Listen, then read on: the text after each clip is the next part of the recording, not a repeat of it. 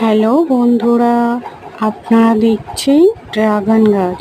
Dragon গাছে দেখুন একটি সুন্দর ফুল ধরে আছে। ফুলটি কি অপরূপ দেখতে, পিঙ্ক সবুজ, কত সুন্দর দেখতে লাগছে। ফুলটি যখন বড় হবে তখন আরো সুন্দর দেখতে। ফুলের মধ্যে কত পিঁপড়ে,